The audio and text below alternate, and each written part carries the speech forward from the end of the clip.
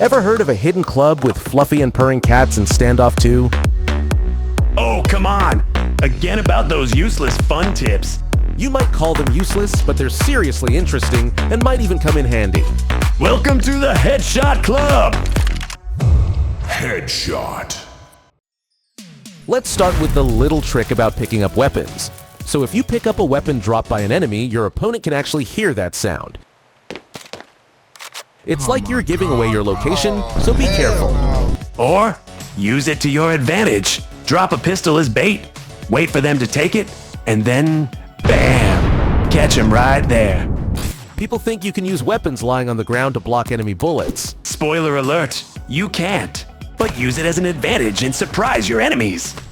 Next up, let's talk skins. You've probably noticed, but some skins in Standoff 2 have its unique pattern. This means that on a skin with a gradient, one side might look blue, for example, and the other pink, or some wild combo. Yeah, and all of these patterns are super rare. Players treat them like treasures. So if you're into skins, keep an eye out for those one-of-a-kind versions. Here's a funny one. Most pistols have the same inspection animation. Not exactly thrilling. Except for the Berettas. Since you're holding two of them, the animation is different. Gotta love those dual pistols. They're practically showing off for you. And speaking of showing off, the J-Commando knife has a secret animation. There's a small chance it'll play randomly, and let's just say it's hard not to stare when it happens. Okay, here's something subtle. Depending on which weapon you're holding, your head position changes slightly. If you're carrying a pistol, your head's in one spot. Switch to a shotgun, and it moves. I guess even our avatars like to mix things up. That's fun. Moving on to the breeze map, did you know there's a spot where you can actually hear cats meowing? Perfect distraction technique, I guess. But remember, they're not gonna save you in a firefight. And here's a tip about grenades. They don't bounce off other players, so throw one right at a teammate or an enemy and it'll pass right through. Imagine if they did bounce! That would be a whole new level of chaos. To everyone watching up to this point, thank you.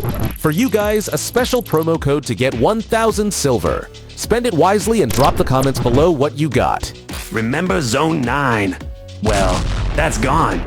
Replaced by the totally revamped Zone 7. But there's a cool Easter egg. A charm shaped like a nuclear reactor, where you can see the numbers 7 and 9. It's a nod to the old map. Nice touch from the devs. Good to know the old map hasn't completely vanished. Here's one more Easter egg for you on the arena map. There are some boxes in the middle, and if you climb up, you'll see triangle-shaped pies. I guess someone on the dev team got hungry. Oh, and a quick friendly fire warning. There's no way to harm teammates with guns, grenades, knives, you name it. With one exception. If you toss a Molotov at them, they will take damage. Bruh. And here's the last quirky fact. In the training room, you'll always play as a counter-terrorist. No option to switch teams. Guess the devs thought we should always be the good guys in practice.